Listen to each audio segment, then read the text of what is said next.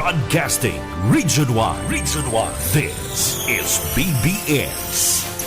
Bicol Broadcasting Systems Incorporated. DWLV. 91.9 megahertz. Your news and music stations. BBS. Basta Bareta. Sigurado. Sa loob ng 106 na taon, Makinig at matuto sa programang Umaagang Kita, ang programang pang-agrikultura sa radyo. Hatid ay mga kaalaman at balita sa sektor profesional at mga lider sa iba't ibang disiplina sa larangan proseso ng ng agriculture and natural resources, economics and management, arts and sciences, veterinary medicine, engineering and food science, development education, criminology, industrial technology, at information technology. CBSUA, Education for Sustainable Human Development.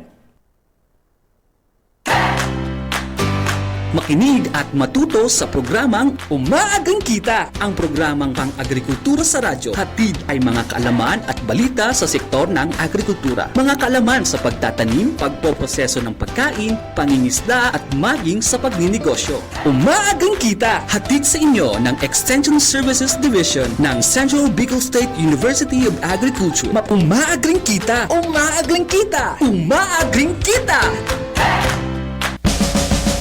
Central Bicol State University of Agriculture, in its commitment to providing quality and world-class education, offers the following curricular programs: Bachelor of Science in Agriculture with major fields of specialization in agricultural economics, agricultural extension, agronomy, animal science, entomology, horticulture, plant pathology, soil science, and farming systems. They also offer Bachelor of Science in Agribusiness, Bachelor of Science in Biology, Bachelor of Science in Environmental Science, Bachelor of Science in Food Technology, Bachelor of Science in Agricultural and Biosystems Engineering, Bachelor of Secondary Education, Bachelor of Elementary Education, Doctor of Veterinary Medicine. They also offer graduate curricular programs: Doctor of Philosophy in Development Education, Doctor of Philosophy in Plant Science with major field of specialization in Agronomy and Horticulture, Master of Science in Animal Science, Master of Science in Plant Science, Master of Science in Agricultural Education, Master of Science in Agricultural Extension, Master of Science in Plant Protection with major fields of specialization in Entomology and Plant Pathology, Master of Science in Resource Management with major fields of specialization in Entrepreneurship, Cooperative Management, and Environmental Management, and Diploma and Ladderized Master of Science in Disaster Risk Management. Be one of the prime movers of agriculture, education, and industrial and information technology.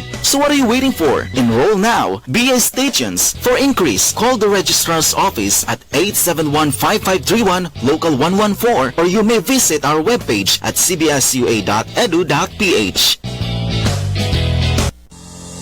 Integrated Management Policy. Central Bicol State University of Agriculture is committed to lead innovations in instruction, research, extension, and resource generation for client satisfaction. Upholds its core values and principles. Protect the environment by satisfying all applicable standards and legal requirements through the continual improvement of its integrated management system. The philosophy, vision, mission, and goals of the Central Bicol State University of Agriculture. Philosophy, education for sustainable human development. Vision, an agricultural research university of global standards. Mission, leading innovations, building resilient and sustainable communities. Goals, enable transformative and inclusive learning experiences. Generate and utilize new knowledge and technologies. Engage and empower communities. Intensify internationalization and resource generation initiatives. Establish one e-governance system and enhance management of university resources.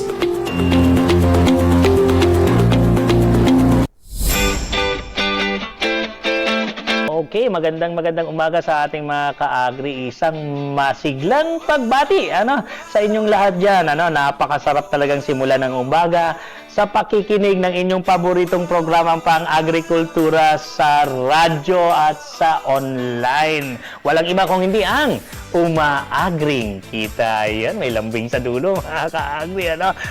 Parang may aftershock pa yata ako ng ating Valentine's Day. Okay, so isang malaking pasasalamat. Malaki talaga, matindi ito. Isang malaking pasasalamat sa Extension Services Division ng Central Bicol State University of Agriculture.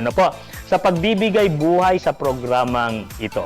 Dito natin makakasama ang mga eksperto mula sa iba't ibang larangan na handang tumulong, larangan ng agrikultura na handang tumulong sa ating mga ka-agri pagdating sa usaping pang-agrikultura at negosyo. Ayan. So, ito ang paborito nating programa, Umaagring Kita, ang inyong kaagapay sa pag-unlad dito sa Riyon ng Bicolandia. Makinig at matuto sa programang Umaagang Kita, ang programang pang-agrikultura sa radyo. Hatid ay mga kaalaman at balita sa sektor ng agrikultura. Mga kaalaman sa pagtatanim, pagpoproseso ng pagkain, pangingisda at maging sa pagninegosyo. Umaagang Kita, hatid sa inyo ng Extension Services Division ng Central Bicol State University of Agriculture. Umaagang Kita! Umaagang Kita! Umaagang Kita! So ayan, nandito pa rin kayo sa Umaagring Kita. Oras natin ngayon, alas 9:10 ng umaga. 9:10 na po mga ka-agri. Ngayon ay ika-22 ng Pebrero, February 22 na po. Napakabilis po ng panahon, Parang kailan lang nagsisimula pa lang ang buwan ng Pebrero. At isang linggo na lang ay matatapos na ang buwan ng sining. O yun, nakakamiss naman, patapos na kaagad ang Arts Month. At napakakulay, na mga ka-agri, sa totoo lang po, napakamakulay ng pagdiriwang ng mga komunidad at estudyante ng Central Bicol State University of Agriculture, CBSUA sa aming Arts Month, or buwan ng sining, na merong temang ani ng sining, diwa at damdamin. Ayan po. Ito po ay noong Pebrero 18, or February 18, dumalo ang mga estudyante, mula pa sa 4 na campus ng CBSUA, mula sa Calabanga Campus, Sipukot Campus, kasama na rin po ang Pasakaw Campus, at syempre, ang host, ang Pili Campus, upang ipamalas ang kanilang talento sa sayaw, musika, pagpipinta, teatro, at iba pang malikhaing sining na nagpahayag ng damdamin at nagbigay ng inspirasyon sa kapwa estudyante at mga kabataan. At sa kasalukuyan naman ay naka-display din po, mga ka-agri, naka-display din po sa administration building ng main campus ang art exhibit, art exhibit, at ang mga artist na kasalukuyan pa rin ay lumilikha ng kanilang obra sa loob ng isang linggo, na nagmula naman ito sa mga college students natin na nagtitake ng arts appreciation subject nila. Ayan, ito po ay mga estudyante lang, mga ka-agri, pero talaga namang kakakitaan natin ng kakaibang talento, kakaibang talento. Kasi ngayong ika-17 hanggang sa katapusan ng Pebrero, kitang-kita na ang mga estudyante natin na kumukuha ng arts appreciation subject sa ating kolehiyo ay talagang ipinapakita nila ang mga nagawa nila sa loob lamang ng isang buwan, na nag-aaral ng nasabing kurso. At makikita yung iba't ibang klase ng output, nandyan na yung photography, nandyan po yung visual arts, meron din pong mga likhang sining sa industrial arts, meron din pong mga likhang sining na nanggaling sa NYSci, bio. Ang gagaling po at nakakatuwa na yung formal na edukasyon ay kayang i-transform sa isang sining. Kaya kung may panahon po kayo, hindi pa naman po tapos ang exhibit, mga ka-agri, pwede po nyo itong bisitahin sa administration building ng aming universidad, at talaga naman pong mapapawaw po kayo sa ganda. Okay, so sana magkaroon kayo ng pagkakataon na mabisita ang aming mga likhang sining na handog namin, hindi lang po para sa mga estudyante, kundi para na rin po sa aming mga bisita. Okay, so tuloy lang po kayo, tuloy tayo sa pakikinig. Live na live din po tayo ngayong umaga dito sa BBS DWLB 91.9 sa FM band. Tune in po tayo ngayong araw ng Sabado mula alas 9 ng umaga hanggang alas 10 ng umaga ngayon. Okay, napapanood din po tayo mga ka-agri ng live sa Facebook via BBS at CBS-UA Extension Services FB pages. Kaya samahan ninyo kami ngayong umaga para sa isang makabuluhang talakayan. Dito pa rin yan sa programang Umaagring Kita. Pero paalala mga ka-agri, sa mga online listeners natin dyan, huwag kalimutang mag-register gamit ang link sa comment section ng ating programa. Ito po ang magiging basehan ng inyong e-certificate. Magbibigay din kami ng evaluation link bago matapos ang programa. Maraming nagtatanong, paano ba namin makukuha ang aming e-certificate? Yan po ay babase sa inyong kasagutan sa aming evaluation form. Pero yan po ay i-entertain natin kung kayo po ay talaga namang nag-register. Kaya kailangan pong mag-register po tayo. Nandyan po ang ating link para ang ating comment section para po makapag-register tayo. Okay, so mga ka-agri, ang paksa pong ating tatalakayan ngayong umaga ay patungkol dito sa napaka-importanting tema. Ito po ay ang diseases and treatments for livestock. Ano nga ba ang karaniwang sakit ng mga alagang hayop? Ano nga ba ang mga dapat gawin upang maiwasan ito? At ano nga ba ang tamang paggagamot or gamot para sa mga nagkakasakit nating alaga? Sasagutin niya ng ating espesyal na panauhin sa ating Agri-Kaalaman segment. Kaya tutok lang, huwag ililihis ang ating numero. Makinig po tayo hanggang alas 10:30 ng umaga.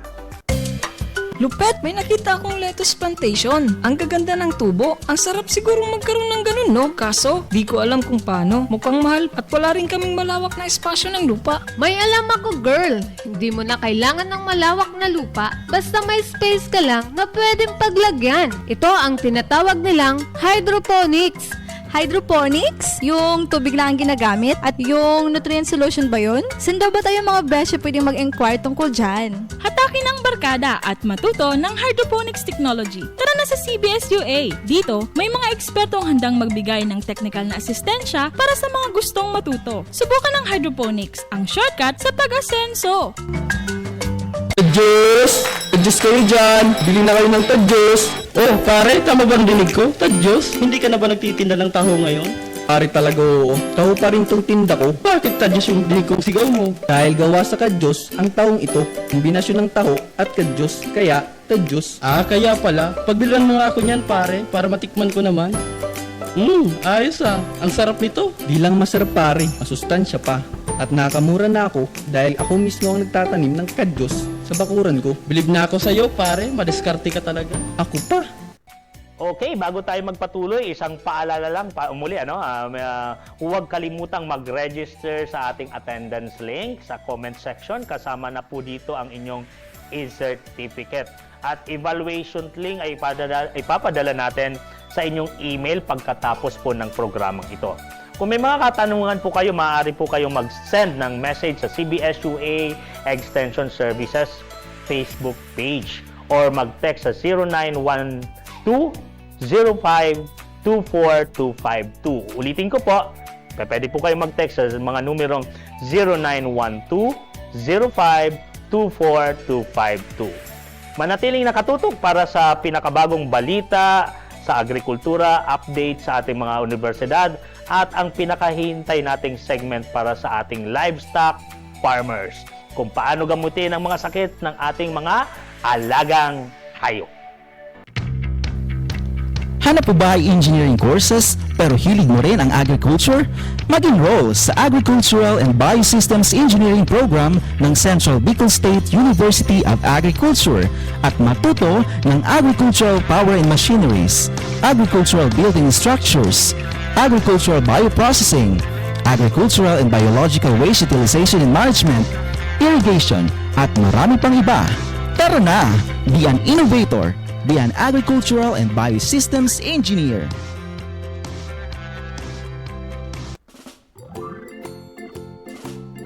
Adlay kung ito'y tawagin, trigo, bigas at mais, pamilyang maituturing. Subukan mong patubuin, 3 talampakan ang aabutin. Halina't sabay-sabay nating alamin Binipisyong taglay ating tuklasin. Mga produkto nito'y ating isa-isahin. Mga proseso, tsak nyong mamahalin. Adlay ngay sadyang kamangha-mangha bilang pagkain, gamot at aksesorya.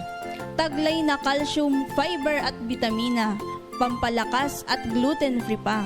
Nagagawa itong harina, adlay flour kung tawagin nila. Sweetened energy bar ay kainin, lumbay mo'y tiyak papawiin.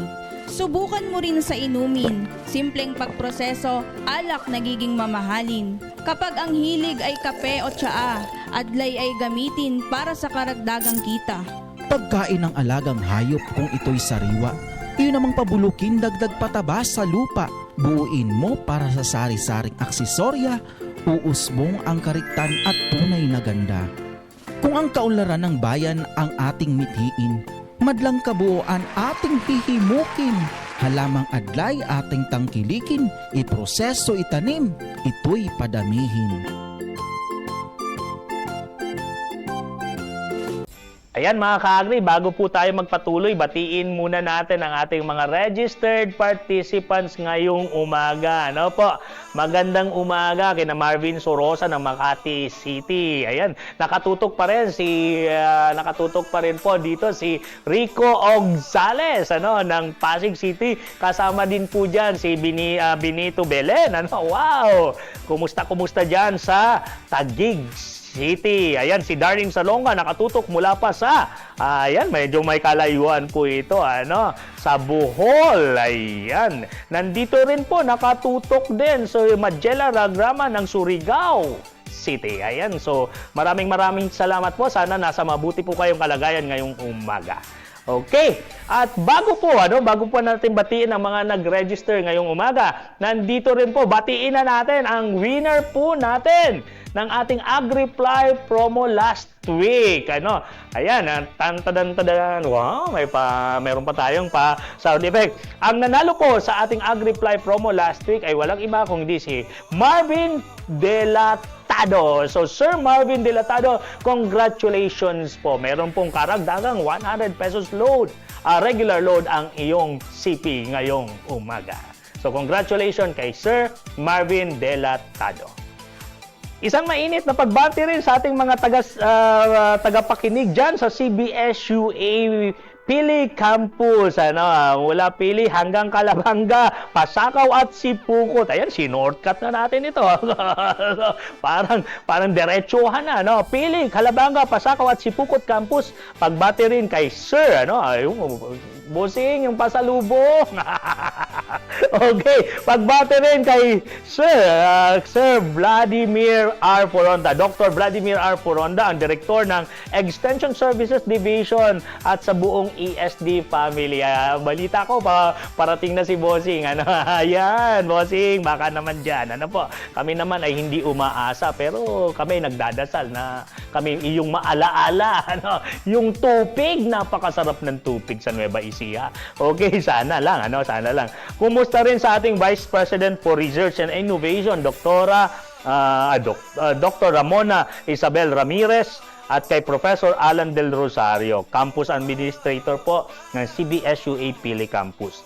Gayun din sa ating mga Vice Presidents, Attorney Dominador Faurillo, Dr. Emerson Bergonio at Professor Cesar Camba. At siyempre, hindi natin makakalimutan ang ama ng ating universidad, ang presidente ng CBS-UA, Dr. Alberto N. Napiri. Good morning po, sir, and happy listening. At sa buong CBS-UA community na walang sawang nagsusumikap upang patuloy na umunlad ang ating universidad, kami po ay sumasaludo sa lahat. Salamat po sa ating ambag, salamat po sa ating patuloy na pagsuporta sa ating universidad. At eto na nga, sa ating pagsuporta, hindi po natin dapat kalimutan ang mga nagbigay na naman ng pangalan sa larangan ng sports. Katatapos lang po ng State Universities and Colleges Athletic Association meet, regional meets na nangyari, ginanap dito sa Camarines Norte State University, Camarines Norte State University. At congratulations po sa mga atleta ng Central Bicol State University of Agriculture na talaga naman pong nagbigay ng pangalan na naman. Perennial champion. Siguradong magre-representa na naman ng ating region sa national ay ang CBS-UA softball team. Wow! Wow! Ako naman po ay talaga namang sumasaludo sa kupunan ng ating softball team na nagtala ng ating ika-16 na regional champion record. More than Grand Slam na po yan. More than Grand Slam. At kasama po pa po dyan ang wala pang confirmation, pero wag muna nating i-mention, baka kasi magkamali tayo na magkalangali. Pero confirm na po yung softball na sila ay nag-champion sa pamumuno po ni under the supervision po ni Sir Dennis Nacario. Mga congratulations po, sir. Sa buong team, congratulations po. Sana po ay stay humble tayo. Okay? So, congratulations sa Iskwa at team ng tawag dito ng Central Bicol State University of Agriculture. Mga ka-agri, gusto rin po nating bigyang pugay ang ating mga masisipag na mananaliksik. Ayan, ang ating mga researchers, mga ka-agri. Congratulations kina Ma'am Julie Casaul, Ma'am Angeline Utilia at VPRI Monet Ramirez na co-authors ni Miss Josephine F. Ballesteros, advice ni Dr. Hans D. Sture, ng University of Kent sa kanilang pananaliksik sa experimental auction ng Improved Philippine Tablea or Cocoa Liquor na bahagi na ngayon ng isang Scopus Index Journal. Wow, lupit naman, lupit naman. Pero kung matitikman natin ay talaga namang hindi naman po kami mag-aatubiling tumikim nito. Eto, kumbaga kinanamam na yung talagang honor, pero sana naman makatikim tayo nito. Yung honra, Ako naman kontento na ako sa konting pa-shot nito. Okay. So, congratulations po, ulitin natin kay VPRI Monet, kay Ma'am Julie Casaul, kay Ma'am Angeline Otilia, at sa kanila kay Josephine Ballesteros, at sa kanilang advice na si Dr. Hans D. Sture ng University of Ghent sa kanilang matagumpay na pananaliksik sa experimental auction ng Improved Philippine Tablea. Ayan, sumisikat na po ang Philippine Tablea. Isang malaking tagumpay para sa CBS-UA na mapasama ulit po tayo dito sa Scopus Index Journal. Congratulations po sa inyo lahat.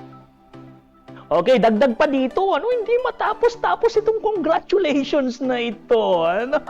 Okay, dagdag pa rito. Nais nating i-congratulate sina Mr. Jovi Floresca at Mr. Jimwell H. Bonto, mga delegates po natin, mga delegado mula sa Central Bicol State University na kasalukuyan nasa Kuala Lumpur. Napakalapit, na kasalukuyan nasa Kuala Lumpur para sa ASEAN Universities Exhibition and Forum, AEF 2025. Ayan, ang CBS-UA ngayon may mga pa-ASEAN na lang.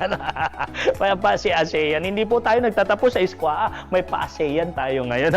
May pa-ASEAN Universities Exhibition and Forum 2025. Sila ay makikibahagi sa iba't ibang aktibidad tulad ng public speaking. Ayan. Public speaking seminar, workshops, exhibitions at forum. Isa itong malaking oportunidad para maipakita ang galing ng CBS-UA sa international na larangan. So hindi lang pang national tayo ngayon, talaga naman pang international or pang world na tayo. Isang malaking papuri sa inyong dedikasyon at husay. Kami po ay sumasaludo sa lahat ng ating mga estudyante at mga guro. Muli, isang mainit na pagbati sa lahat ng ating mga bisita at tagapakinig ngayong umaga. Huwag kayong aalis dahil susunod na ang ating Agri Balita. Konting kaalaman sa gabi. Alam nyo ba na maaaring mapakinabangan ang lahat ng parte ng gabi? Ito ang pangunahing sangkap sa pagluluto ng paborito ng lahat, ang laing at pinangat. Alam nyo rin ba na ang pinatuyong dahon ng gabi ay ine-export na rin sa ibang bansa? Subalit, malaking hamon sa mga producers ng gabi ang pagpapatuyo ng dahon nito upang mas maging maganda ang kalidad na pang-export. Ang Central Bicol State University of Agriculture ay maaaring magbigay ng asistensya para sa pagpuproseso nito at sa magandang kalidad ng produkto. Makipag-ugnayan sa Extension Services Division ng Central Bicol State University of Agriculture para sa pagpuproseso ng magandang kalidad ng gabi. Welcome sa ating cooking contest. Sino kaya ang mananalo?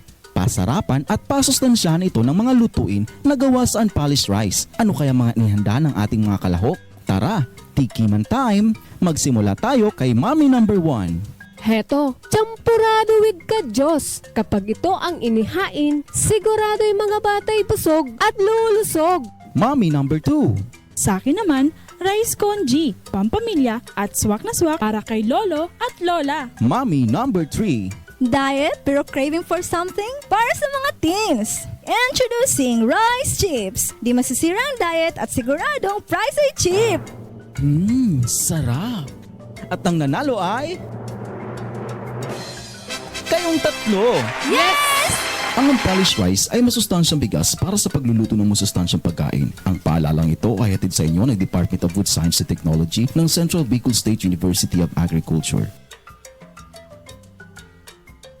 Agri Bareta. Mga bareta na may kinaaraman sa agrikultura. Mga bareta na pwede makaapektar sa pagbuhay-buhay kan sa tong mga amigong paraoma. Mga baagong teknolohiya na magagamit sa pag-uma asin pag-atama ninhayo. Tutukaran man ang mga presenting presyo sa merkado, forecast ng panahon, epekto kang climate change, asin pagmanihar ka mga peligrong dulot kaini. Agri Bareta.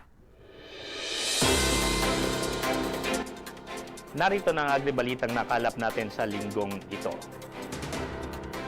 Sa detalye ng ating mga balita, mga namumuno sa pork industry sumang-ayon na suriin ang gastos. Sa detalye ng ating agribalita, sumang-ayon ang mga producers, traders at retailer ng baboy na ripasuhin ang gastos upang mapababa ang presyo nito sa merkado.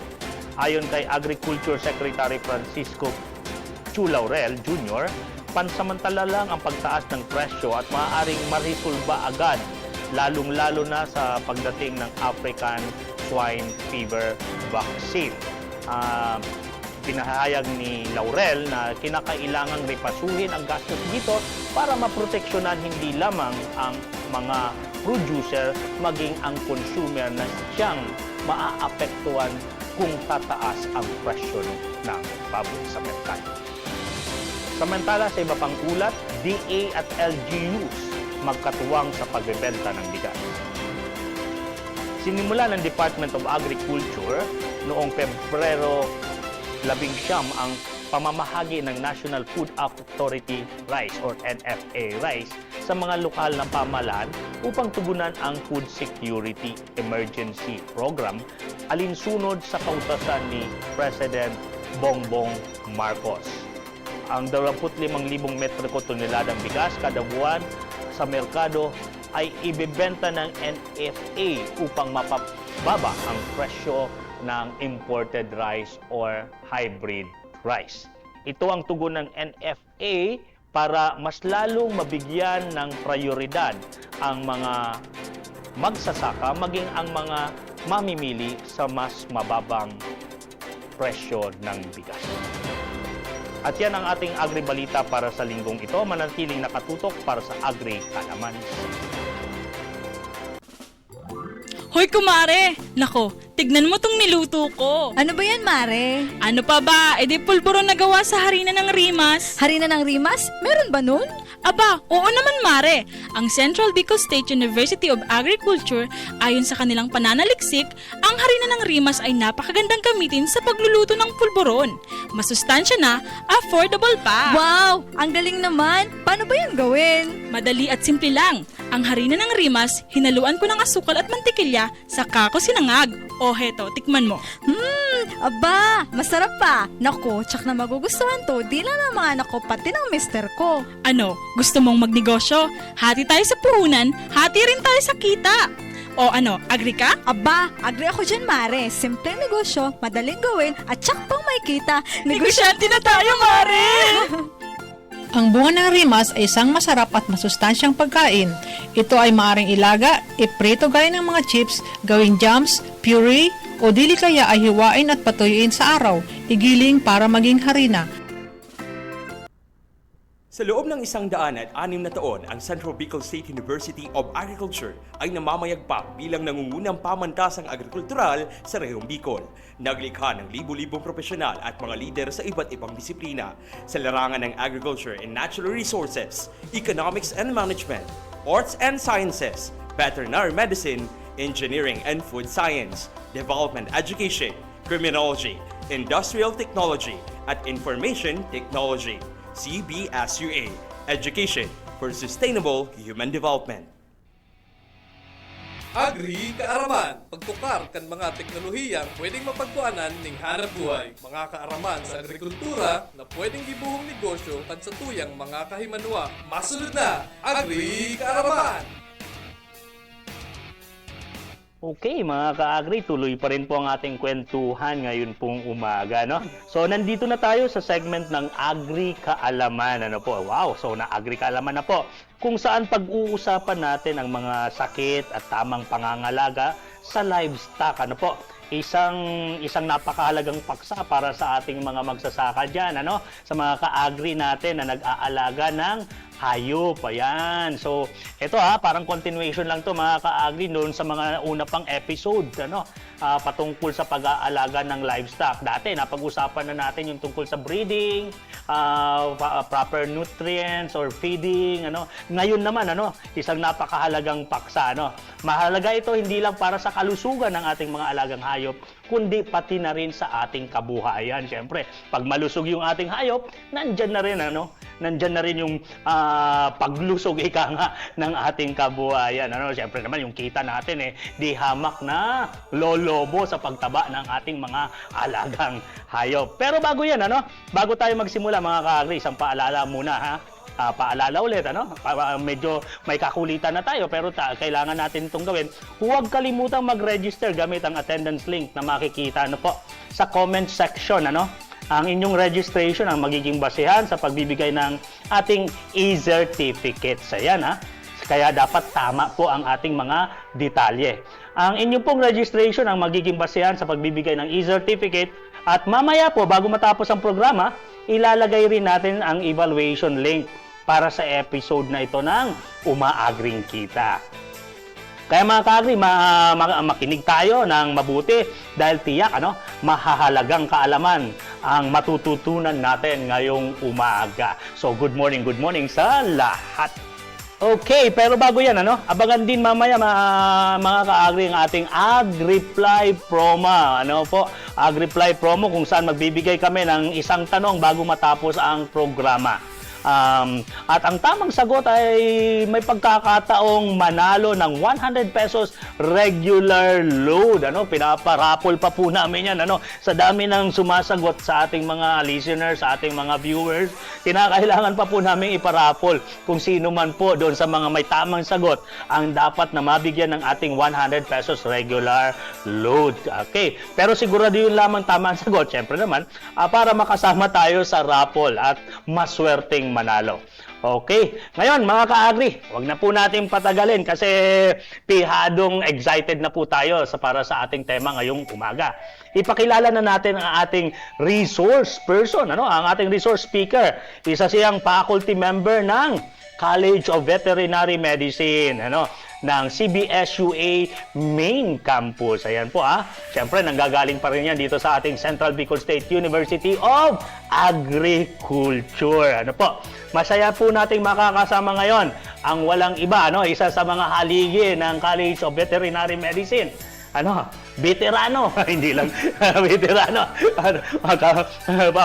Naturingang veterinary medicine. Sabay veterano, walang iba kung hindi si Dr. Alberto Cabrera. Sir, magandang umaga po, Doc, sa ating programang Umaagring Kita. Magandang umaga, Sir Mariel. Opo. Salamat sa pag-imbita sa programang ito para makashare naman tayo ng ating munting kaalaman sa... Ayan, kita nyo naman mga kaagri, napaka-humble niya. Pamunti-munti lang yan. Pero di hamak na malaki yan. Okay. So, okay, Doc. Siguro mas maganda siguro na sa inyo na manggaling ang mga impormasyon tungkol dito sa pangangalaga at paggagamot ng livestock, So dito sa ating mga iba't ibang klase ng hayop, tama po ba ako? Tama ka dyan, Sir Mariel. Bali, malaking entity yung sinasabi nating livestock. So kinukumpose yan ng mga baka natin, kalabaw, kambing, then poultry, so kasama din manok, pato, turkeys, and other fowl species. So yan ang kabuuan, kaya medyo napakalaking topic kung pag-iisa-isahin natin yung... Oo, medyo na malawak talaga, yung pag-discuss ng bawat disease prevention sa bawat commodity. So siguro isa-adjust na lang natin na next time per commodity natin ibibigay sa ating nakikinig yun. Pero siguro, Doc, dahil... Detection and control of different diseases. Tama. At saka, Doc, nasimulan na natin ito sa baka, kambing, kalabaw at tupa. Doon sa previous episodes natin, doon po tayo nag-concentrate. Ika nga, sinimulan namin doon sa tamang breed na dapat na makuha natin. And then, after doon sa mga breed ngayon, na-mention na rin namin yung mga tamang nutrients, na magpagkain na dapat makuha ng mga na-identify nating inaalagaan. At ngayon, siguro doon na muna tayo umikot, mga ka-agri, pagbigyan natin si Doc na doon tayo sa dito sa tawag dito, baka, kalabaw, kambing at tupa, para mas makita natin ano ba yung mga threat na sakit, ano ba yung mga kalimitang na tumatamang sakit sa ating mga alagang hayop na ito. So, bali sa entity yan, walang pinipiling breed ang sakit. Okay? So, kahit anong breed yan, pag humina yung resistensya nila, talagang tatamaan yan. So, malaking factor yung immune system ng bawat hayop. Factor din dyan yung mga resistance, yung gene resistance ng bawat breed. Kasi wala tayong tinatawag na best breed. Wala talagang tinatawag na best breed. Okay? So lahat yan prone sa sakit. So yung bali sa livestock, napakalawak na yan. Napakalawak na usapin pagdating sa diseases. Kasi parang triangle yan eh. Bali, kung ilalagay mo sa isang triangle, yung sa isang tuktok yung environment, sa isang kanto uli yung disease agent o yung bacteria, then yung isang kanto uli yung magiging immune system ng hayop. So, yung host. So, kahit alin dyan, pwedeng maging factor. Magbago yung environment, papasok yung sakit. Then, magiging opportunistic yung mga microorganism natin o bacteria. Then pag ito naman host naman, humina yung immune system niya, so dala yan ng environment and tatama din, papasok din tong existing na mga sakit. Kung matino yung environment, hindi makakapasok si microorganism. So okay si host. So bali triad siyang tinatawag diyan, triangle yung tinatawag na yan. Hindi pala it takes two to tango, it takes three to tango. So, bali, yan papangalagaan mo talaga yung tatlong yan. Kung may pwede, hindi makapasok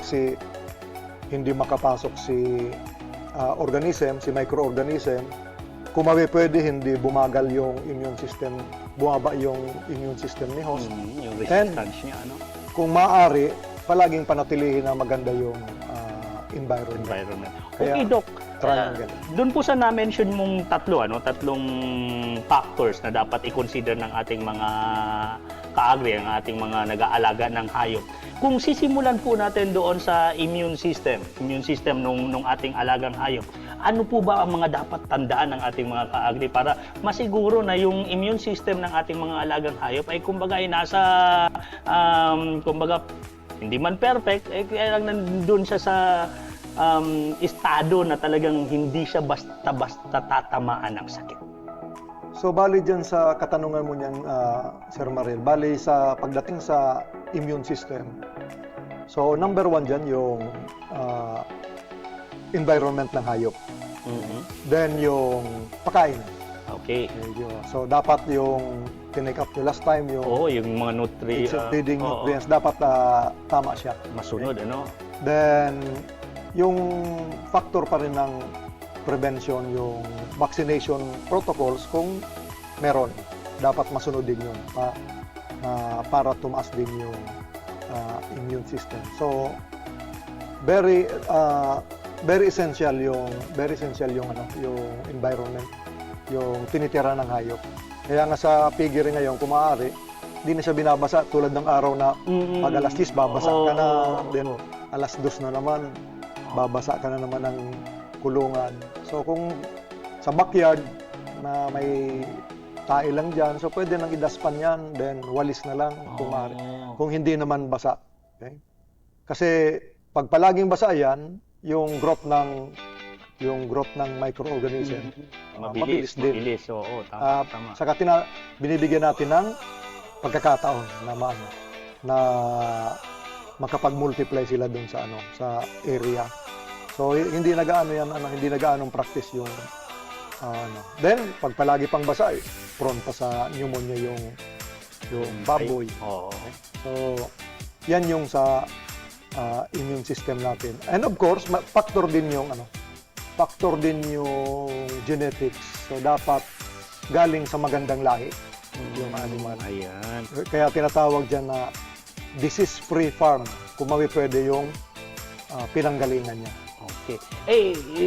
Yung tungkol po sir sa Doc, tungkol doon sa mga alaga nating baka, parehas din po ba yung tawag dito, parehas din po ba yung pangangailangan? Na-mention niyo po yung sa baboy.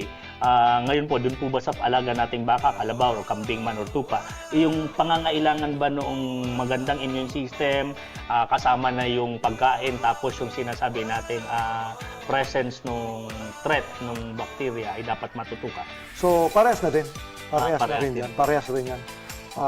Yung tinatawag natin doon sa animal health triad na yun na triangle. Applicable sa lahat yun ng classes ng animals. Okay. Pero speaking dun sa pinaka-holistic approach niya, magre-redown yan sa isang factor, yung tinatawag nating biosecurity. Okay, so ayan mga ka-agri, may nami-mention na tungkol sa biosecurity. Palagi po natin itong naririnig sa ating mga pinag-uusapan. Ngayon, manggagaling na po sa isang doktor, eksperto tungkol dito sa pag-aalaga ng mga hayop. Ididirekta na natin kay Doc Al kung ano ba talaga yung pinaka-concept ng tinatawag nating biosecurity. So, bago natin i-elaborate yan, so isabi ko lang sa mga nakikinig na yung sakit ng hayop na 2 paa, hindi pwedeng mai-transfer sa hayop na 4 na paa. So vice versa rin, yung sakit sa 4 na paang hayop, hindi rin siya pwedeng makahawa sa 2-legged animal or 2 paa. Ayan, so, pabiro man ito, pero basihan pala ang paa. So yung sakit sa manok, sakit sa manok, hindi pwedeng sa mga baka, kambing. Ayun. So, kaya nga may swine flu din, may avian flu. Ayun. So, avian, doon po yan sa mga ibon, sa mga para hindi siya first and foremost talaga yung tinatawag na biosecurity. So yung biosecurity is yung pinaka-program yan ng, na ginagawa ng isang farm. So actually, ang pinaka-essence niya is for the prevention na hindi makapasok yung sakit sa loob ng farm niya. So this is the strict implementation nung may makikita ka dyan sa mga gate, strict biosecurity. So ibig sabihin yan talagang reinforce dyan. Yung feeds dyan, yung feeds na in-order sa labas, itatransfer pa yan sa isang truck. Hindi yan pwedeng pumasok yung truck mismo. Yung truck. Kung papasok naman yung truck, may makikita ka dyan na parang disinfection. Disinfection, pat bulong. And ini-spray pa sila. Ini-spray pa yung truck. Then, hindi pinapapasok yung driver minsan. So, dinadrive na nung empleyado na nung farm. Or, transfer from truck to truck. So, isang biosecurity measure yan. Second, yung footbath, yung may inaapakan ka bago pumasok. Then, yung disinfectant sa wheel. So, isa rin yun na factor. And, ito, nung nag-duty kami, pag nasa piggery ka, bawal dyan pumasok yung karne na galing sa labas. So kung galing sa labas man, manok yan. Kasi piggery naman yun. Kung mag-uulam ng karne yung farm na yun, katay nila. So that is their biosecurity. Kasi kung galing sa labas yan, huhugasan mo yan. So yung hinugas mo doon, baka sa kanal, then aapak doon yung caretaker, then papasok sa pen, nandun na. Kung galing yun sa ASF na infected carcass, so meron na siya. Yan yung So prevention ng prevention. Kung papasok ka naman sa field trip or gusto mong maikot yung farm, magda-downtime ka. Ibig sabihin, minsan 24 to 48 hours kang nandun sa farm. Doon maliligo, kakain. Basta hindi ka muna papasok sa farm. Tinatawag diyan na may quarantine period ka pa pala. Tinatawag siya na downtime. Downtime muna. Okay. So or yung ibang farm ini-spray ka na sa moist, parang papasok ka doon sa may mist na may disinfectant. So yun na yung magiging niya. Okay, siguro na medyo na yung ating mga ka-agri, Doc, kasi ang nami-mention po natin sa ngayon ay itong patungkol dito sa mga farm na talagang nag-i-implement ng kanilang biosecurity measures. Paano naman po, Doc, kung ang ating mga ka-agri ay meron lang mga backyard, yung maliliit na piggery or maliit na turil ng baka, kalabaw, kambing, same din po ba? Same process ang pwede natin gawin? Or pwede po ba tayong mag-improvise ng ganong klase ng biosecurity protocol? So, sa backyard medyo mahirap. Okay. Kasi isa open siya. Open sa backyard. Kahit sino-sino. Minsan ang piggery, ang pig pens, doon dumadaan yung kapitbahay. Papunta sa bahay niya. So, napakahirap. And yung mga tao sa bahay na yon, kung saan-saan galing. pupunta. Yun. And another is yung inuulam na karne could be a factor dun sa pag-spread ng disease. Diyan natin na diyan yung pag-spread ng ASF. Okay. May mga factor yan. Pero mga ka-agri, wag niyo pong isipin ang pag-uusapan lang namin dito ay tungkol sa malalaking farm. Ito naman pong impormasyon na ito na tungkol sa biosecurity ay dapat din po nating malaman, lalo kahit pa ba naman maliit na piggery or maliit na farm meron tayo, or kahit backyard o nag-aalaga tayo ng ilang ulo ng baka, kambing or kalabaw, dapat alam din po natin kasi doon din po tayo patungo At alam din natin na yung mga factors or mga dahilan kung bakit nagkaroon ng ganitong sakit yung ating alagang hayop. or mga alaga, para naman kung sakasakaling dumating na tayo sa punto na tayo ay nag-aalaga na po ng malakihan, maramihan, malakihan, and then talaga nakapag-establish na tayo ng sarili nating farm.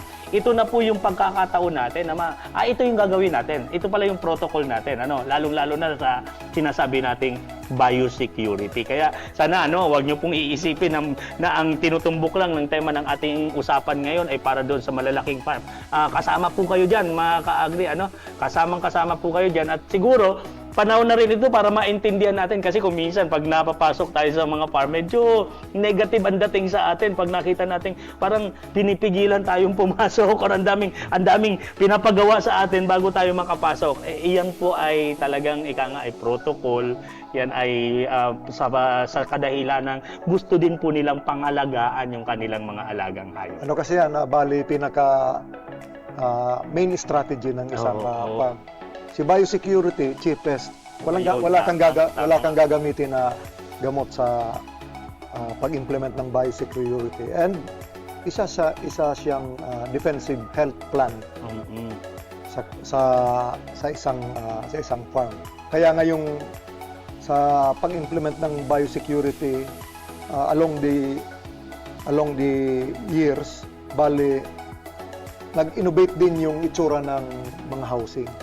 Sa piggery dati, yung plan, wala gaanong plan yan pagdating sa mga kung saan nilalagay yung farrowing pen, yung gestation pen, fattener's pen. Ngayon, as part of the biosecurity measures, meron na silang yung first part from the gate, first part ng farm, yung mga unang kulungan would be fattener. Yung mga ibebenta. Para yung buyer hindi na nakakarating dun sa dulo. Piglet naman sa kabila, kung bibili ng piglet, dito ka. Wala siya dun sa dulo. Dun sa mga inahin na... Basta wala siya sa dulo ng farm. Kasi once na nilagay mo yung fatteners and winners sa dulo ng farm, papasok yung... may intruder na... Papasok yung buyer kasi titingnan. Tama. So, ganun na. And, tingnan mo lang, ocular, ang iba parang aquarium na. Ocular, then ididikit na lang yung truck. Then parang escalator yung baboy. Papunta na ng truck. Wala na halos yung buyer, hindi na nakakapasok na. So ito yung timbangan na lang ang pag dando sa electronic ng timbangan, accumulative na yon. Kung ilang kilos yung dumaan. Yan ang dilema ng backyard. Yung mga biyahero. Yung mga biyahero. Kung saan farm galing na yan. Tapos pinaghahalo-halo nila sa isang... Pumasok dun sa isang backyard na may sakit, then madadala na. Bibili din sa baboy mo, sa paa. So meron ka na rin. So yan yung istorya ng yan yung kwento nung spread ng ASF. Actually, nasa hog dealers, especially so-called biyahero. Okay. Nandyan yung Okay, so mga ka-agri, kung titingnan natin, parang kung first time mo po ito marinig, parang napaka-futuristic ng proseso. Pero ito po ay nangyayari na sa kasalukuyan, Kasi di hamak pong napakalaki ng puhunan, Napakalaki ng puhunan sa pag-aalaga ng baboy, maging itong baka, maging itong kambing, napakalaki po ng puhunan. Kaya naman doon sa sa puhunang yun, kinakailangan talaga nating ingatan. Kaya nga, sabi nga ni Doc Al, tungkol po dito sa pag-harvest na nitong mga alagang baboy, kung pwede nga lang na hindi na talaga makita ng buyer yung kanyang binibili, darati matatanaw na lang through aquarium or doon na lang mismo sa may timbangan. Ganun po kaingat ngayon, para maiwasan natin yung malawakang paglaganap ng tinatawag nating mga sakit na talaga naman nakakaapekto dito sa industriya ng pagbababoy, industriya ng pagbabaka at ng iba pang mga hayop. Na sabi nga ni Doc Al, tinitingnan na yung factor na ang nagiging cause ng di maiwasang paglaganap ay itong malawakang pa ring pagbabiyahe ng mga alagang hayop sa pamamagitan ng pamimili ng direkta na doon sa pasintabi po, pwedeng sa mga backyard or sa mga small piggeries or small naturel, mga ganyan-ganyan, talagang nakakapulot tayo ng mga organismo or mga sakit na dapat hindi na madadala sa malakihan pang farm. Tama po ba ako, Dokal? Correct yan, Sir Marian. So, yung sinasabi natin kanina, nag-involve lang yun ng human. Tao. So, there are other agents pa na pwede. Opo. So, sa poultry, pwede siyang mahawa ng ibon. Tama. Improper disposal ng dead birds, yung mga patay na hayop. Sa Bulacan, magkakatabi yung poultry, pag patay dito, itatapon doon sa kabilang bakod.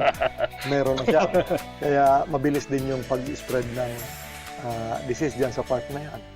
Then, yung wild birds kasi dumadapo yan doon, makikituka doon sa pagkain ng layers.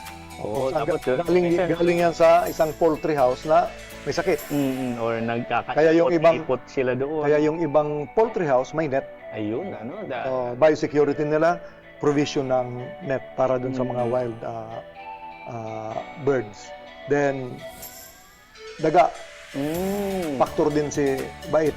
Tawag si daga, factor din siya sa aside from leptospirosis sa tao. May leptospira din siya sa baboy. Pag inihian niya yung feeds ng mga pagkain ng animals natin. So, leptospirosis din naabutin niya. Okay, so mga medyo bago ito, ihian. Kahit sa atin, pagbukas yung rice bin natin, nalagyan ng bigas, pwedeng tahihan yun, plus ipot, leptospira tayo. So, yung hygiene talaga. Zoonotic yan. So, baka binabaliwala mo yung takip ng rice bin mo. Or dapat secured yan. Kasi pwede yan na entry for leptospirosis. Okay. So, ayan mga ka-agri, marami pala pwedeng mag-iibon. Pwede rin yung equipment na ginagamit mo sa farm. Yung vehicle na minensyon ko kanina, mga trucks, pwede rin yun. Bumibili, jeep, pwede rin yan. Okay. Water supply, pwede rin kung nako-contaminate siya, pwede rin siya. Okay. Then feeds, pwede rin siya. So ito, Dok, na mga inputs natin, or itong mga impormasyon na sinishare mo po sa ating mga ka-agri sa ngayon, ito ay produkto na ng ay talagang pinag-aralan, talagang kung makikita natin, talagang ito ay inimbestigahan, pinag-aralan, na ito pala yung mga, kumbaga, nung una ay napapasintabi lang natin na dahilan na baka hindi naman yan. Pero ngayon lumalabas na ito yung mga factors, po? May isang feed mill na pinapasokan namin nung nagjo-duty kami. 12 to 1, binibili ng may-ari yung mga daga. Kaya ang ginagawa nung mga laborer, yung mga empleyado, pag 12 to 1, hahanap sila ng daga doon. Depende sa size, 5 pesos, may 10, may 20. Kasi ang kakainin na feeds noon, sobra pa sa 10 pesos. Pag malalaki na. Aside from the transmission ng mga diseases, yung tawag doon, yung feed bin nila, medyo safe na sa tae sa ihi ng daga. Yan mga ka-agri. So extra income ng Oo, kaya siguro baka hindi na kinakaya ng ating mga muning diyan, yung ating mga alagang medyo natatakot na si muning, kaya talagang dapat gawan natin ng paraan. Kung napapansin po natin sa ating mga kulungan or sa ating mga farm na medyo mukha yatang tumataas yung populasyon ng ating mga bait, ng ating mga daga, kinakailangan po din pala nating i-control itong pest infestation na ito. Kasi may may tinatawag na conceptual biosecurity.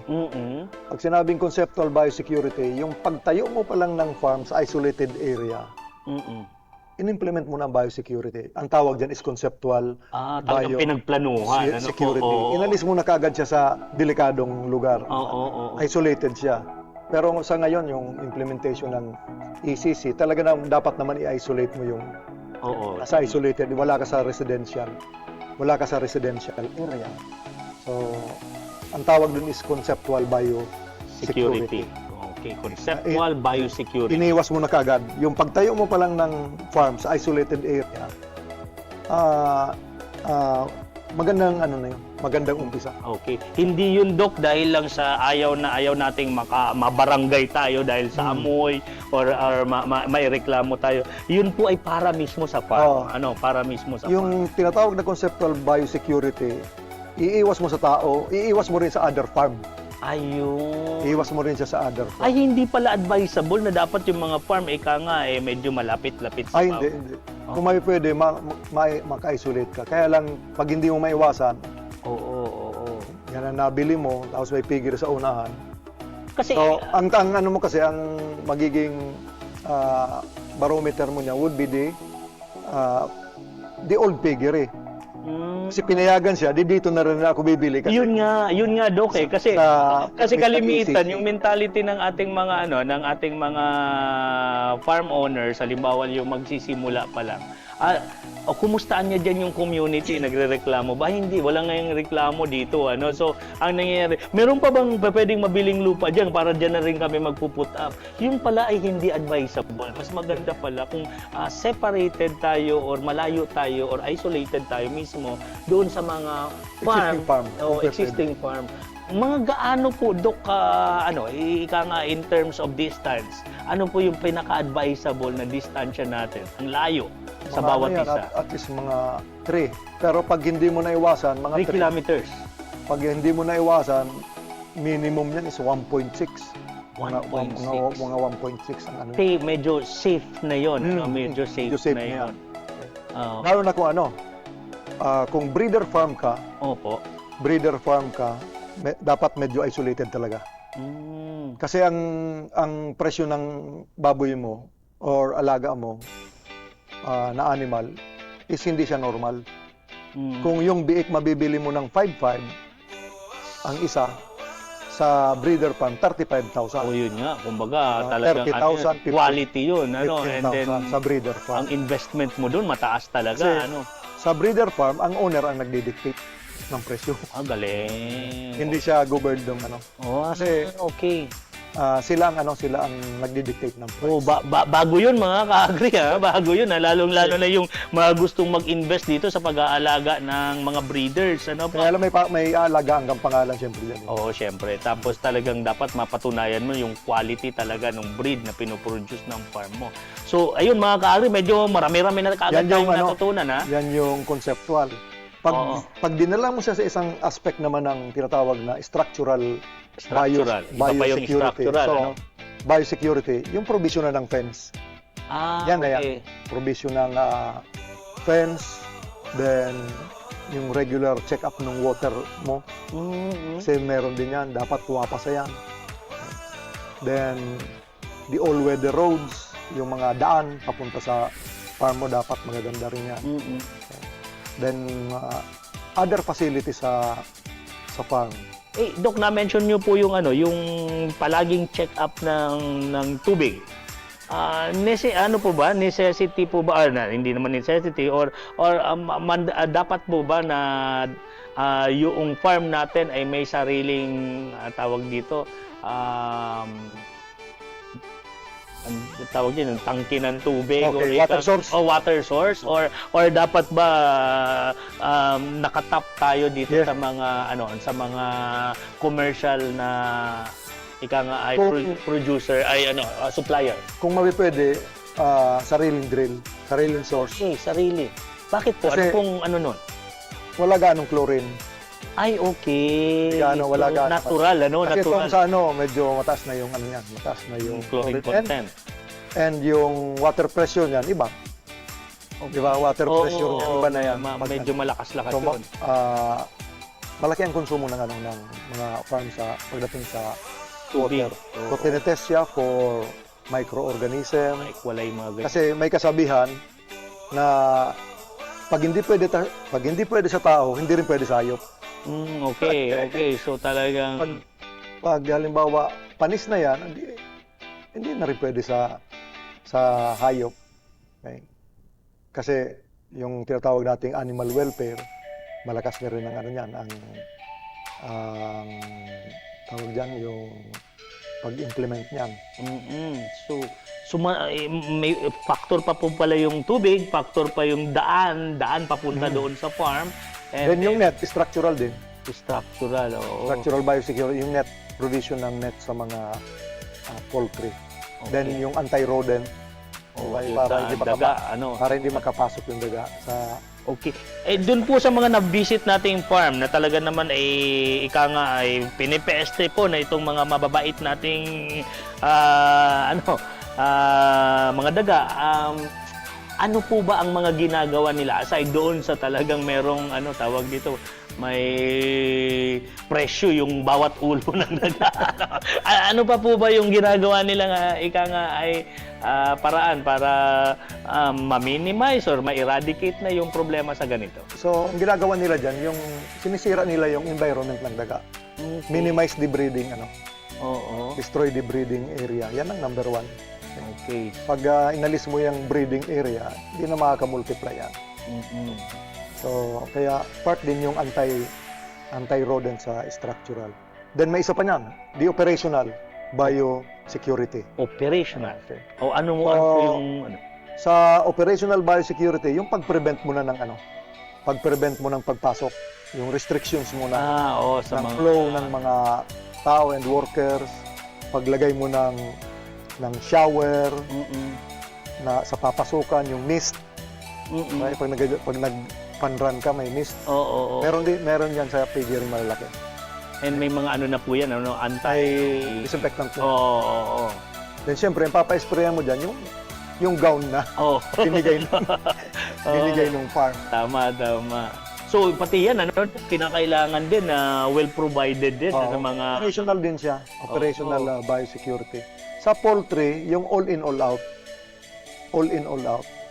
Halimbawa sa broiler, sabay-sabay. Okay, 5,000, isang order na 5,000, labas yung 5,000, then another order ng 5,000. Diyan pala uso yung no one left behind.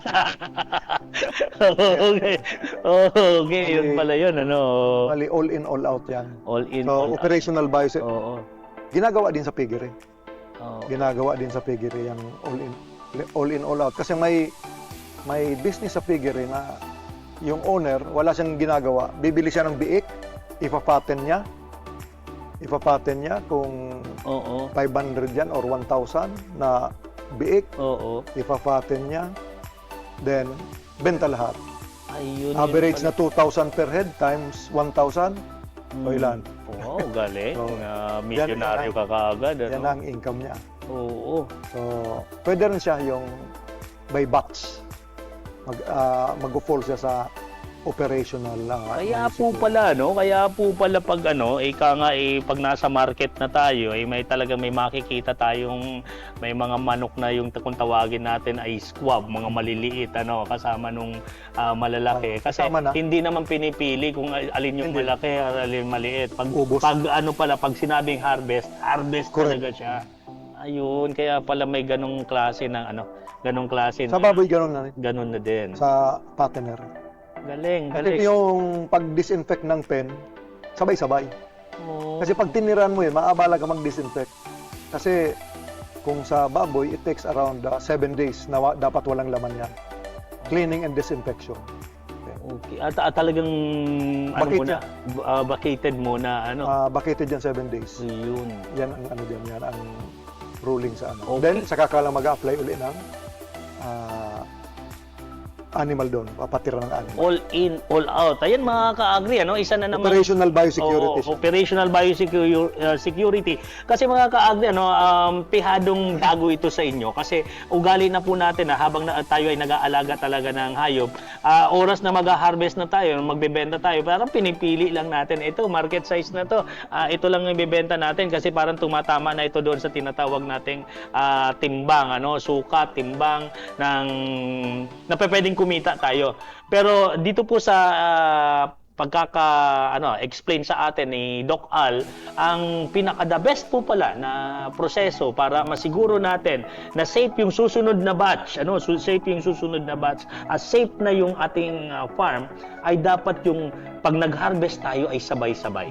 Sabay-sabay para meron tayong kumbaga ubos na yung batch na yon, ang titingnan na lang natin, ang imo-monitor natin ay itong panibagong pasok na kung iyan man ay baboy, kung yan man ay manok, isang monitoring din ang gagawin natin. Kasi bali ang pinaka magiging center na pag inadapt mo na yung lahat na different classes ng biosecurity, yung tinatawag na behavior-based system. Behavior-based system. Yun yan, people, environment, guidance, and communication. So dapat na i-elaborate mo yan. Kasi minsan, maganda yung system. Pag nag-falter yan, halimbawa, yung caretaker, bago siya pumunta doon sa ang inuuna niya, yung may sakit. Oo nga. Natural sa Pilipino, kahit nung tayo nag-aalaga ng baboy, pagising mo, ay kumusta na kayo may sakit? Di ba? Doon ka pupunta sa pen na yun. Kulang na dalan mo pa ng kung ano. Doon ka pupunta sa pen na yun. Papasok ka na. Contaminated na yun.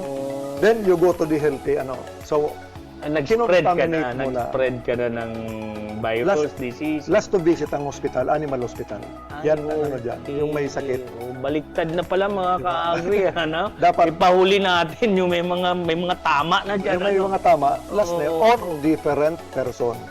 Ay, okay. Or different personnel ang mag-aalaga dun sa... Meron lang dapat pala tayong kung sino lang ang para dun sa may sakit at dun sa mga okay, iba rin. And, yung setup ngayon, meron na siyang sariling housing, yung may mga tama, isolation.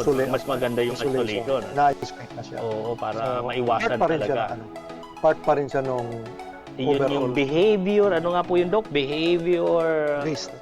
Behavior-based. Kasi dapat masana yung empleyado natin sa tao natin, sa biosecurity. Okay, so mga ka-agri, kailangan pala ng orientasyon, orientasyon doon sa mga nakukuha nating mag-aalaga ng ating farm or mag-aalaga ng ating mga hayop. Importante din pala na may tama silang kaalaman tungkol dito. Kaya nga po tayo nagkakaroon dito ng seminar, Kaya hindi po pwede yung basta-basta lang tayong, ito walang ginagawa, kukunin natin, Hindi, kinakailangan talaga merong tamang edukasyon, training, napaka-importante, at yung tamang pagpapa-implementa, strict compliance, patungkol dito sa mga protocol na ito. Kaya yung farm, pagpapasok ka, bigyan ka ng boots, gown, then mask. Kuminsan sabihin natin, OA naman, pero yun pala ay, parte ng pangangalaga. Pero, most likely sa breeder farm, hindi ka makakapasok. Ayan. Talagang sa breeder farm. Top secret. Usually, top secret yun. Restrictions dyan, parang dadaling ka na lang doon sa parang nasa taas, na may salamin. Cubicle, Then, aquarium. Kita mo na yung mga farm, kita mo yung mga baboy sa labas. Then, kung gusto ka pang makita yung buong system, TV ka na. Parang ibang imagination. TV ka na. TV ka na. Ibang klase, matindi. Yung sa breeding, meron na rin biosecurity. Artificial insemination. Nagbabalak pa man din ako, Dok, na gumawa ng farm. Ayoko na. Similya na, di ba? Similya na yung ini-import, hindi na yung animal mismo. Kasi pwede na. Insemination lahat. Tama po. Dapat practice strictly yung quarantine period. Ayun, tama. So that is quarantine, 40, quarantine, 40 days. Kaya dyan yan. Okay. Kaya pala quarantine, 40 days. 40 days, yan. Hindi kaya yung 40 days ni Papa Jesus. Kaya 40 days. Okay. Sige. Galing, galing. So, ito yung mga proseso para masiguro yung tamang pag-aalaga ng ating mga alagang hayop, Maging ito man po ay baboy, baka, kalabaw, kambing. So may mga dapat po pala tayong sundin. Medyo may kabigatan mga ka-agri, ano? Pero sabi ko nga po sa inyo kanina, ano, paalala ko lang, ito naman ay sinasabi natin dito sa seminar natin sa ngayon kasi pihadong ang tinutumbok naman ng ating negosyo ay pagmalakihan. Ayaw naman natin na mag-i-stay na lang po tayo doon sa napakaliit na backyard farm natin. Siyempre, ang vision natin is medyo mas malaki or mas malaki talaga para masigurado nating mas kikita tayo pagdating ng araw. Okay, Doc, baka po may mga gusto ka pang ilinawin sa ating mga ka-agri patungkol dito. So, bali, yung pinaka-main na ano natin dapat tandaan sa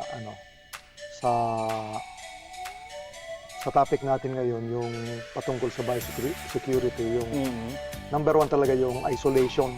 Isolation. Okay. Tapos yung management mo ng farm waste. Okay, management ng farm waste. Okay. O yung mga siguro na-topic nyo na rin yun, farm waste. Hindi gaano, Doc. Ano po ba yung management ng ating farm waste? Yung sa baboy ngayon, papunta na siya sa biogas. Ay, okay, tama. Yung slurry, bali 3-in-1 na yan. Yung slurry, organic fertilizer. Okay. So halos walang sayang. Yung ano. Then quality stocks. Quality stocks, factor din siya para malayo yung sakit. Then proper nutrition, huwag nating kaligtaan yan. Pag sinabing chick starter ibigay mo. Pag sinabing hog starter, huwag mong bigyan ng layer mask. Baka may alam ka niyan. Medyo may sarili ka ring formula ba? Pag nawala na ng hog grower, ibibigay kasi may poultry din. Ito yung nandito. Kung anong available, yun na lang, ibang klase. So, proper feeds for the right age. Then, yung water quality. Very important din yung water quality para yung microbial contamination. Doc, medyo gumana lang ang ating imahinasyon, pasintabi sa mga nagbibenta ng mga feeds dyan, siyempre na-mention nyo po kanina, na-mention natin kanina na yung tao ay malimit nakakapag-contaminate din ang ating mga alaga, kalimitan itong mga small time natin, o hindi naman small time, itong mga maliliit nating backyard or mga gusto ring mag-invest dito. Kalimitan, mahilig tayo doon sa tingi-tingi. Diba? Tingi-tingi tayo, bibili tayo ng ilang kilo lang na feeds, ganyan mga pagkain, or kung kahit na anong kailangan ng atin. Siyempre, nandun yun sa market. Ang daming taong naghalo-halo din doon. Yun po ba ay contributor din doon sa pwedeng magkaroon ng sakit ang ating mga alaga? Precisely, yung part na yun. Oo, di ba? Kasi, siyempre, halimbawa, yung pinapakain ko ay may sakit. Pumunta ako doon, bibili ako. Siyempre, hindi maiwasan, tapik-tapik, hawak-hawak. Kaya yung micronutrient na nasa feeds, kaya nawawala na sa market yung mash. Layer mash. Ngayon, layer pellets. Kasi yung micronutrient sa pellets, kahalo na siya dun sa pellet.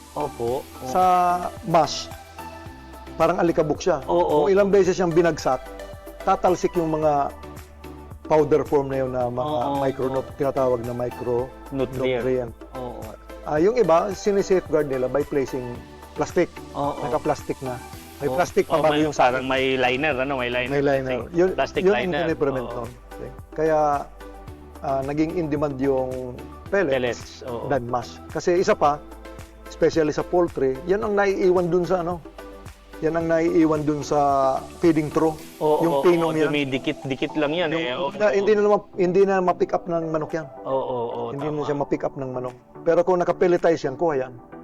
So, yan yung pinaka-advantage yan. Siguro na-mention din doon sa feeds and feeding na topic mo.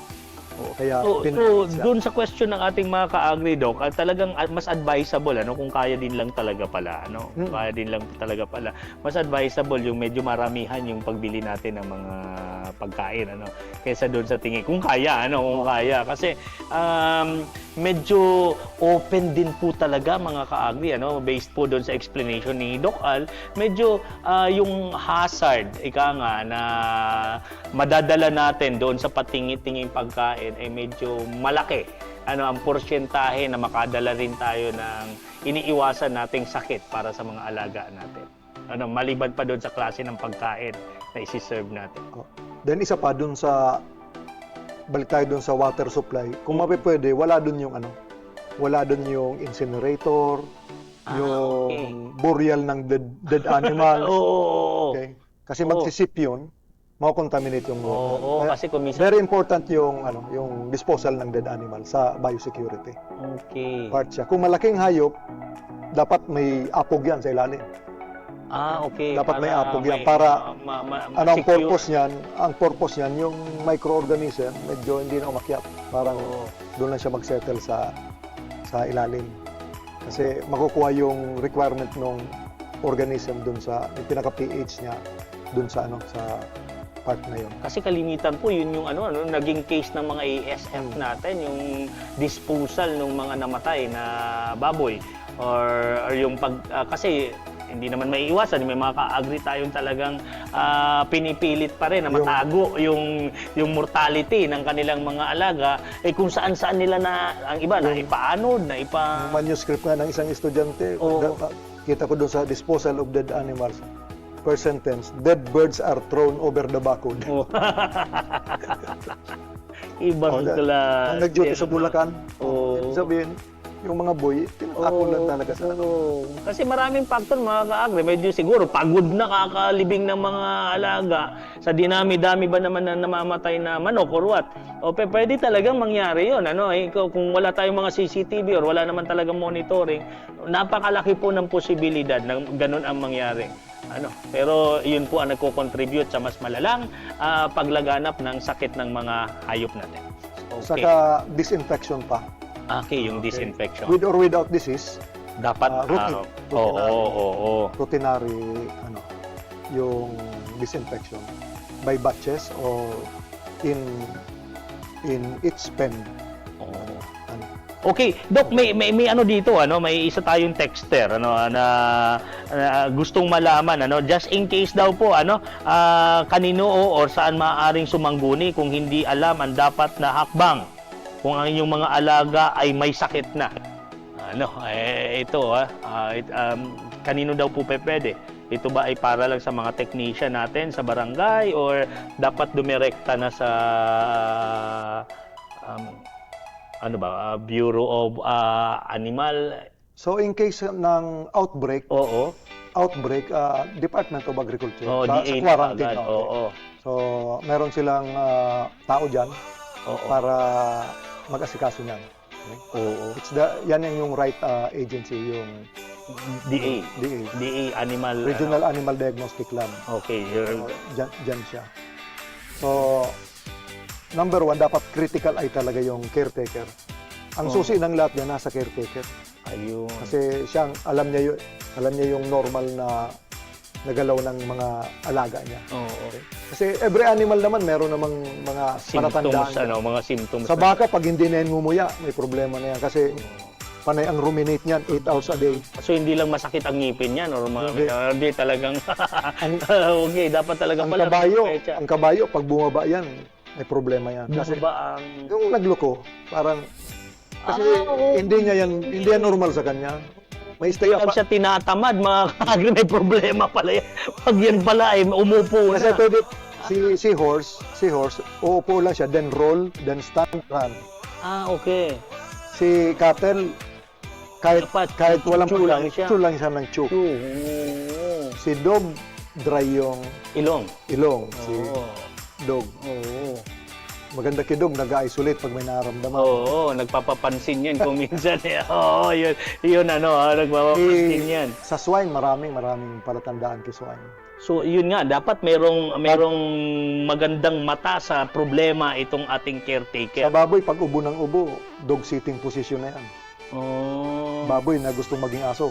Yung nakaupo na nakagano na siya. Kasi yung parang alkansya na ang forma, di ba? Yung alkansya yung baboy. Ganyan na sa medyo delikado yun. Sa piglets, nakikita mo nagpa-pile up sila. Parang umbok na sila. Sali sa cheering squad. Parang ganun, matindi. Magpa-pile up. Yung mga ka-agri, tandaan nyo yung psychology ng hayop. Yan? Isang subject yan. Behavior. Biik. Animal behavior. Oo, pag yan palang mga biik ay nagkumpul-kumpul na wala naman tayong intrams competition sa cheer dance, eh yan, may diferensya na tayo dyan. Na dapat, Parang sa tao, pag bumili ng rosas, may kasalanan. Ayan, delikado. Huwag nating i-mention yan. At delikado. Okay. So, disinfection, with or without disease. With. Sabay bats. Oo. Binenta mo na, yung lahat ng baboy, lahat ng pen, disinfected. I-disinfect mo yun. So, any available disinfectant sa market, pwede siya. So mga ka-agri, ang dami nating natutunan ngayon, pero meron pa naman tayong kaunting oras para i-sum up ni Doc Al kung ano ba talaga ang dapat na, kumbaga, ito na yung mga bilin ng isang batikang veterinaryo sa mga gustong mag-alaga or nagbe-venture na sa ngayon tungkol dito sa mga negosyong ito. Doc Al, ano ba ang dapat nilang, maliban doon sa mga napag-usapan natin, ano ba dapat natin tutukan pag tayo ay mag-aalaga ng baboy, baka, or maging itong manok, para masiguro natin ang safety ng ating mga alaga at masiguro din natin ang safety ng ating kita? So, first and foremost dyan sa part na yan, pag mag-venture ka sa animal production or into animal business, so number one yung location. Location. So, location. Ano yung, kung matandaan mo pa, anong tawag doon sa pag-isolate ng isang, yung isang strategy sa biosecurity. Dapat isolated yung farm. Yung farm, at least 1.5 or 3 kilometers away from. Then the stock mo, galing siya sa disease-free farm. Kasi bibili ka ng stock. Then third yung yung personnel mo. Yung technical know-how mo. Yung technical know-how mo, may sapat kang kaalaman sa. Tama. Kahit anong business siguro, yung technical know-how mo, then the choice of persons na magmamanage sa farm, then the availability ng market ng products mo is also a factor. And yung establish routinary protocol for the prevention ng diseases. So, yan yung dyan. So, everything follows na lang yan. Okay, may pahabol pong katanungan dito, Doc Al, kung magsisimula po ng business tungkol diyan sa pag-aalaga ng hayop, lalong-lalo na po dito sa baboy, ano po ba yung pinaka-ideal na dami para dito? So, ang ideal na dami diyan sa dami rin ng pera. So, pero yung siguro yung pinaka-safe na inaano niya na lalo na sa mga sumusubok pa lang. Kung nasa stage pa lang nung parang discovery. So, start little. Konti lang muna. Matuto ka muna. Konti lang muna. Ayun. Para maano man siya, konti din yung hindi ka masyadong affected Although pagdating sa piggery, si backyard constitute 70% ng hog natin sa market galing sa backyard. Grabe, 70%. 30% lang ang commercial. Okay. 30% lang ang commercial. So talagang backyard would include dyan sa backyard 10 heads below. 10 heads below. Ayan mga ka-agri nasagot na. Below. So pag 11 na, medyo medyo mapasok ka na doon. Semi-commercial ka. Pero 10 heads below po, yan ay backyard. Inahin. Okay, inahin po yun ang 10 biik is considered as 1 inahin. Okay. 1 saw yan. 1 saw lang yun. Okay. Equivalent siya sa 1 saw ang 10 biik. Kaya kung 10 saw ka tapos may ugbon, 11 saw ka ang kategory mo. Okay. So, ayan mga ka-agri, napakalinaw ng advice ng ating expert na kung mapipwede, kung talaga tayo nagbe-venture pa lang or sumusubok pa lang, mag-start po tayo sa medyo maliit na numero muna. Kasi nasa proseso pa rin po tayo na tayo ay nagtatry pa lang at gustong matuto. Okay, Doc Al, baka may gusto kang batiin sa ating mga ka-agri dyan na gusto nating ay bigyan ng koonting hi, hello man lang or pakaway-kaway ba? So, dun po sa mga nakikinig na gusto mag-venture in in production animals. So yung production animals natin, baboy, baka, then yung poultry species. So yung CBSUA po, College of Animal Science, College of Veterinary Medicine po. So pwede po tayong pumunta dyan for any inputs and insights para sa pag-start ng business. So siguro pwede rin nating mai-suggest sa sa extension division na how to start yung agribiz, di ba? Opo. Pwede rin siya na maging topic, yung starting a small animal business. Galing. Okay, so ayan mga ka-agri, muli maraming salamat po kay Dr. Alberto Cabrera ng College of Veterinary Medicine ng Central Bicol State University of Agriculture. Okay mga ka-agri, sana ay marami kayong natutunan mula sa ating Agri Kaalaman segment ngayong umaga. Okay, mga ka-agri, abangan ang susunod nating paksa dito sa Agri Kaalaman segment sa susunod na Sabado. Pero bago yan, huwag kayong aalis dahil magbabalik pa ang Umaagring Kita para sa ating AgriPly promo. So stay tuned. Thank you very much po. Nako, umalingasaw na naman ang mabahong amoy ng baboyan sa kabila. Ayan na naman! Mabaho na naman! Dapat tumigil na talaga yan sa pagbababuyan. Abay, parang may naiiba ata. Ano kayang nangyari? Oy, misis, parang hindi yata masyadong maalingasaw ang baboyan mo ngayon Mrs., gumagamit na kasi ako ng biogas system technology. Biogas system technology? Ano ba yan? Ang biogas system technology ay isang pamamaraan upang makonvert ang dumi ng baboy sa biogas at magamit ito bilang fuel. Hindi lang yan, matutulungan din itong mabawasan ang amoy ng babuyan at maaari pang gawing pataba sa taniman. Aba, madami palang pwedeng paggamitan ng biogas technology. Parang naikayat na akong magbabuyan ngayon Oo naman, Mrs. Kung gusto mo, pwede ka rin kumonsulta sa CBSUA sa pag-install ng biogas system. Sa biogas system technology, eco-friendly na, makakatipid ka pa. Uyan na ang AgriPly promo. Simbagon lang ang kahaputan na iwalat sa programang Umaagring Kita. Asin manggana ng exciting na papremyo. I-text lang ang sindong pangaran, address, asin simbag sa kahaputan. Asin isend sa official text hotline ng Umaagring Kita. Sali na sa AgriPly promo.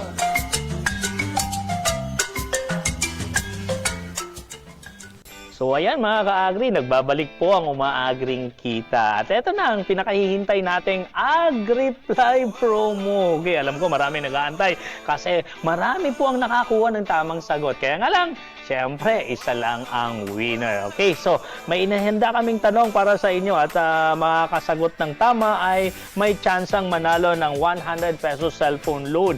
Yun po ay para sa episode ngayong umaga. Pero bago yan, siyempre, pero bago yan, eto, sasabihin na natin ang tanong ngayong umaga. Ano nga ba ang tanong ngayong umaga? Mga ka-agri, ito yung tanong. Ano ang mga factors, na kailangan nating isaalang-alang upang masigurong malusog ang ating mga alagang hayop sa ating farm? Okay, ulitin ko po. Ano ang 3 factors na kailangan natin isaalang-alang upang masigurong malusog ang ating mga alagang hayop sa ating farm? Okay, so mayroon po itong 3 kasagutan. Ito yung sinasabi na kanina ni Doc Al na triad, triad, hindi po triad at triad ang pagkaka-mention ni Doc Al. So madali pong isipin, basta mayroong triangle. Okay, so yun po ang katanungan natin. Ipadala ang inyong sagot sa pamamagitan ng pag-comment sa ating Facebook live stream o kaya naman ay i-text sa 0912-05-24252. Ulitin ko po, 0912-05-24252. Huwag kalimutang isama ang inyong pangalan, edad at address para makasali sa raffle. Okay? So, padala na po ng tamang kasagutan, okay, para sa ating question for the week. Okay mga ka-agri, sana may napulot kayong bagong kaalaman mula sa talakayan natin ngayong araw. Kasama natin sa technical side ang masisipag na staff ng Extension Services Division sa pangunguna ni Ma'am Lea Bonastao. Kasama si Ma'am Zaira Hila at siyempre si Ma'am Laika Campuzano ng Central Bicol State University of Agriculture. At meron din po kaming trainee na nanggaling pa sa San Rafael College ng Pili, Pili campus nila at sa BBS DWLB FM 91.9 ang ating technician. Maraming salamat po. Ako po si Mariel Almelor, magsama-sama tayong muli sa susunod na Sabado, alas 9 hanggang alas 10:30 ng umaga sa programang hatid sa atin ng Extension Services Division ng Central Bicol State University of Agriculture, CBSUA. Agrika, tara na sa programang Umaagring Kita. Makinig at matuto sa programang Umaagang Kita, ang programang pang-agrikultura sa radyo. Hatid ay mga kaalaman at balita sa sektor ng agrikultura. Mga kaalaman sa pagtatanim, pagpoproseso ng pagkain, pangingisda at maging sa pagninegosyo. Umaagang Kita, hatid sa inyo ng Extension Services Division ng Central Bicol State University of Agriculture. Umaagang Kita! Umaagang Kita! Umaagang Kita!